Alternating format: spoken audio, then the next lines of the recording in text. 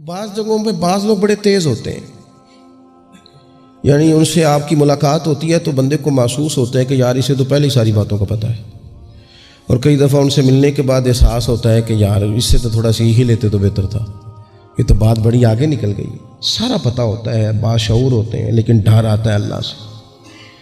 اتنا باشعور آدمی، سمجھدار، پنچایت، پریا، لوگ، دین، دنیا سارا پتہ ہے، نماز کا ٹائم آ گیا تو وہ چھپتا پھرتا ہے،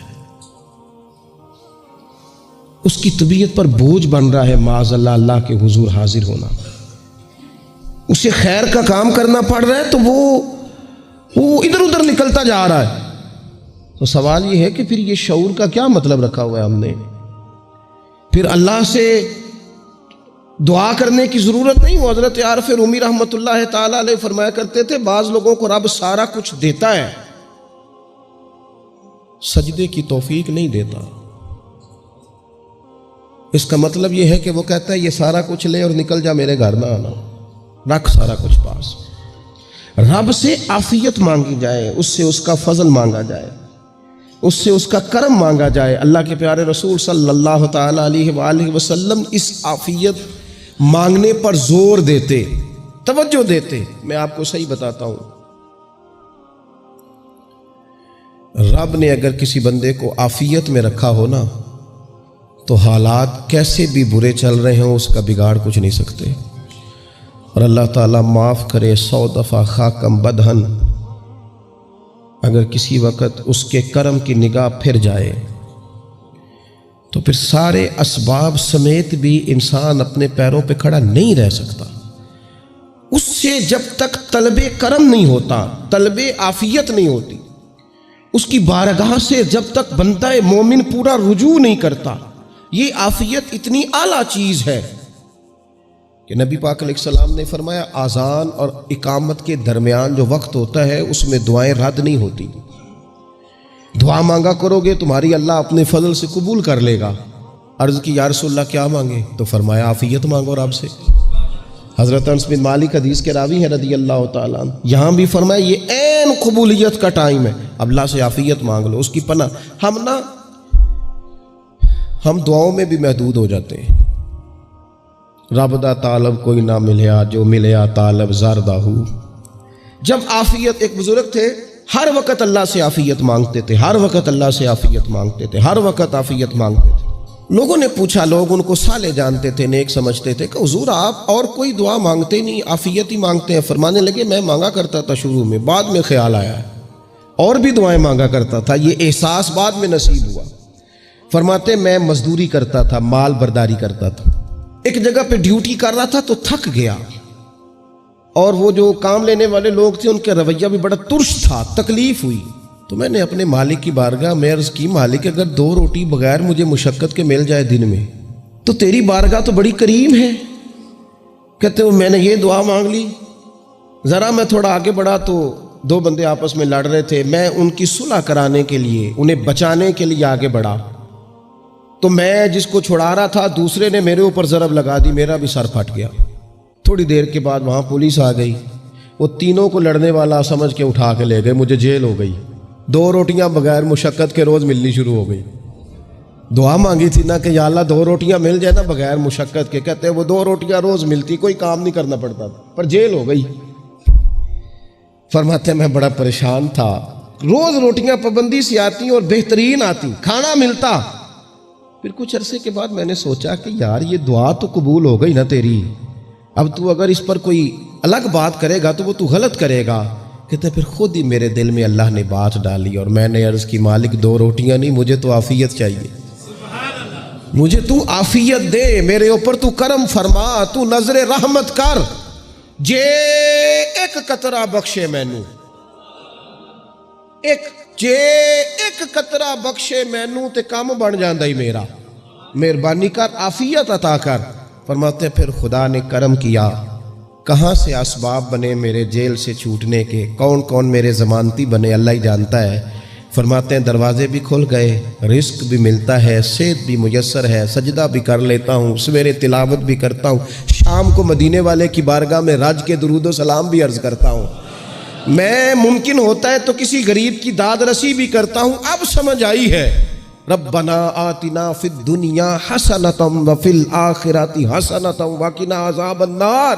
اب سمجھ آئی ہے رب سے جب بھی مانگنا ہے عافیت ہی مانگنی ہے, اس سے کرم مانگ. ہم نے محدود دعائیں رکھی ہوئی ہیں, محدود. وہ جی فلانا کام میرا ہو جائے تو بھئی وہ ایک ہو گیا, اس کے بعد پھر نئی ٹینشن بن جائے گی. نہیں, میں جی بچوں کی شادی کر لوں جی پھر میں فارغ ہوں. آپ شادی کر کے دیکھیں, لاگو پتہ جائے گا کیسے فارغ ہوتے ہیں. آپ یہاں رکتے کیوں ہیں؟ آپ خدا سے عافیت کیوں نہیں طلب کرتے؟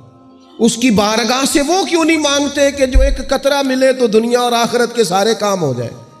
اس سے اس کی رحمت کا سوال کرے, اس سے اس کے کرم کا سوال کرے. اللہ کی بارگاہ میں بھی حاضر ہونا اور جچی تلی اور جناب ناپ تول کر اور محدود چیزوں کا سوال کرنا, مالک سے مانگیں. اور وہ جب دیتا ہے تو دیتا بھی بے حساب ہی ہے.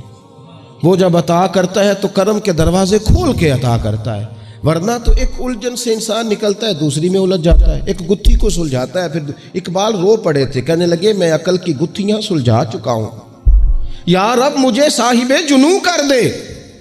اللہ یہ بڑا میں نے ہیر پھیر دیکھ لیا, مجھے دیوانہ بنا. اب مجھے جنون ہو, اب میں کسی کے لیے رویا کروں, اب میں کسی کی یاد میں تڑپا کروں, اب میں رات کسی کے لیے میری آنکھیں بیدار رہیں. یہ بڑی ہو گئی دنیا داری. عقل کی گتھی حالانکہ نہیں سلجھتی, پر اقبال کہتے ہیں عقل کی گتھیاں سلجھا چکا ہوں, یا رب مجھے صاحب جنوں کر دے. اور پھر کہنے لگے بجھی عشق کی آگ اندھیر ہے, اب یہ مسلمان نہیں یہ خاک کا ڈھیر ہے. تو مٹی بن کے رہ گیا کیا؟ کہاں اپنی ساری توجہات کا قبلہ کس چیز کو میرے عزیزو؟ اللہ سے عافیت.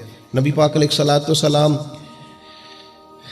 نے ایک شخص سے پوچھا کیا دعا مانگ رہے ہو؟ تو اس نے کہا یا رسول اللہ میں اللہ کی بارگاہ میں صبر کا سوال کر رہا ہوں. تو حضور فرمانے لگے صبر تو مصیبت پر ہوتا ہے. یا رسول اللہ پھر کیا مانگوں؟ آپ ان جملوں اور لفظوں کی گہرائی کو سمجھیں. صبر کے لیے تو پہلے مصیبت آئے گی, پھر صبر آئے گا. تو یا رسول اللہ کیا مانگوں؟ فرمایا تو رب سے عافیت مانگ. مانا کیا ہے؟ مصیبت آئے کیوں؟ اللہ تجھے اپنی حفاظت کے حصار میں لے لے. وہ وقت ہی کیوں آئے کہ جب تیری طبیعت الجھ جائے, جب تو پریشان ہو جائے, جب تو اللہ سے عافیت مانگنا. جب تو عافیت مانگے گا تو اگر کبھی مشکل آئے گی بھی نا تو خدا پھر اپنے فضل سے مشکل سے نکلنے میں رستہ بھی بڑی جلدی عطا فرمائے گا اور تیرے اوپر فضل فرمائے گا. اگر عافیت, ہارون رشید نا اپنے محل کی چھت پہ ٹہل رہا تھا سب سے اوپر والے چوارے پر, نیچے سے حضرت بہلول دانا گزر رہے تھے, اوپر اس کے ساتھ سپاہی بھی تھے, گن مین بھی تھے. اس نے کہا یہ بابا تو ذرا اوپر اٹھاؤ. انہوں نے ایک ڈولی, ایک ٹوکری سمجھ لیں, اس کو رسیاں باندھ کے نیچے پھینکا. نیچے جو سپاہی تھے ان کو کہا کہ یہ بابا جی کو پکڑ کے اس میں بٹھاؤ. انہوں نے جبرن تھاما بابا جی کو, اس میں ڈالا, اوپر والوں نے کھینچ لیا. 2-3 منٹ لگے. ہارون رشید کے سامنے حضرت بہلول دانا پہنچ گئے تو تھوڑے ناراض بھی ہوئے کہ یہ کوئی طریقہ تو نہیں نا بلانے کا. ملاقات ہوئی تو کہا کیوں بلایا؟ کہنے لگا ایک مسئلہ پوچھنا تھا. فرمانے لگے بادشاہ ہے نا, تیرے مسئلے پوچھنے کا بھی اپنا ہی انداز ہے, پوچھ مسئلہ. کہنے لگا بابا پوچھنا تھا کہ آپ اللہ تک کیسے پہنچے؟ حضرت بہلول دانا چپ کر گئے. 2-4 منٹ کے بعد کہنے لگے جس طرح ابھی زمین سے تیرے تک نہیں پہنچا, بالکل اسی طرح ہی پہنچ گیا ہوں رب کریم کی بارگاہ تک. اور وہ بھی جو اس نے کرم فرمایا ہے, ورنہ میں تو نہیں سمجھتا کہ میں پہنچ گیا, وہ بھی اگر تیری خوش گمانی ہے. ہارون رشید کہنے لگا مجھے سمجھ نہیں آئی. فرمانے لگے تو بادشاہ جو ہے اتنی جلدی کیسے سمجھ میں آئے گی تجھے بات؟ فرمانے لگے اگر میں تجھ سے ملنا چاہتا نا تو میں ایک درخواست لکھتا, پھر کسی وزیر سے سفارشی سائن کراتا, پھر وہ جمع کراتا, پھر مجھے ٹائم ملتا کہ فلاں دن فلاں تاریخ فلاں ٹائم آ جانا, پھر آ کے میں لائن میں لگتا. پھر بھی تو بادشاہ ہے, تیرا موڈ بنتا ملنے کا کہ نہ بنتا. جب میں چاہتا تو پتہ نہیں کتنا ٹائم لگ جاتا, جب تو نے چاہا ہے نا تو 1 منٹ بھی نہیں لگا. فرمانے لگے میں نے دعویٰ ہی نہیں کیا کہ میں جد و جہد کر کے پہنچوں گا, میں نے تو رب کی بارگاہ میں عاجزی کی ہے, پھر رب نے ہی کرم فرمایا ہے, اسی نے مہربانی کی ہے. مانا کہ محبت کے سفر میں ہر گام پہ 100 مشکل ہے, لیکن یہ سفر آسان بھی ہے. گر ساتھ تمہارا ہو جائے, اس کے کرم کا ساتھ رہا ہے, اس سے عافیت مانگی ہے, اپنے آپ کو اس کے سپرد کیا ہے تو اس نے کرم کر دیا. جب تک یہ مزاج نہیں ہم بناتے کہ مالک سے عافیت کا سوال کریں, اپنے آپ کو اپنے رب کے حوالے کر دیں، اس کی رحمتوں کے سپرد کر دیں، اتنی دیر تک زندگی میں ٹھہراؤ نہیں آتا، قرار نہیں آتا۔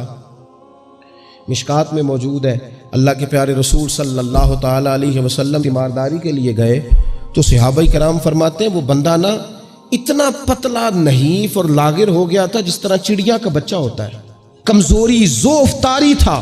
تو محبوب کریم نے اسے دیکھا تو بڑے کریمانہ انداز میں کریم فرمانے لگے، تو کوئی دعا نہیں مانگتا، تو عافیت نہیں مانگتا اللہ سے؟ عرض کی یا رسول اللہ صلی اللہ تعالیٰ علیہ وسلم، میں نے اپنے رب کی بارگاہ میں عرض کی ہے مالک قیامت کا عذاب بڑا سخت ہے، میں نہیں برداشت کر سکتا، تو نے اگر مجھے کوئی سزا دینی ہے تو یہیں دے لے، قیامت کو نہ دینا۔ تو کہتے ہیں محبوب فرمانے لگے سبحان اللہ، او خدا کے بندے تو رب کی سزا دنیا میں بھی نہیں سہ سکتا، اللہ سے یہ بھی سوال نہ کر، تو رب سے کہہ ربنا آتنا فی الدنیا حسنۃ وفی الآخرۃ حسنۃ وقنا عذاب النار، تو رب سے دنیا میں بھی حسنہ مانگ، بھلائی مانگ، تو آخرت کے لیے بھی بھلائی مانگ، تو اس سے عافیت کا سوال کر، تو نے یہ سوال کیوں کیا؟ عرض کی یا رسول اللہ کرم ہو گیا ہے، مجھے سمجھ آ گئی، اب میں اسی طرح ہی کروں گا۔ عزیز دوستو، ہم کہاں سہ سکتے ہیں؟ ہم دنیا میں رب کی سزا ہم نہیں سہ سکتے، ہم کمزور ہیں، تو گرمی نہیں سہ سکتے، شدید سردی نہیں سہ سکتے، شدت کی بھوک لوگ نہیں سہ سکتے، کوئی آزمائش نہیں سہ سکتے۔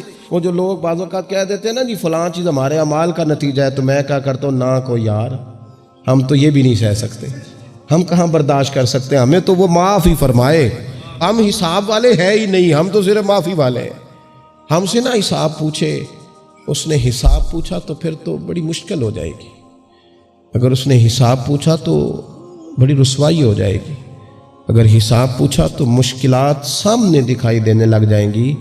ہم سے تو وہ درگزر والا معاملہ کرے، ہم سے تو وہ کہے جا میں نے محبوب کے صدقے تجھے معاف کیا، جا تیرے لیے رحمت اور بخشش والا فیصلہ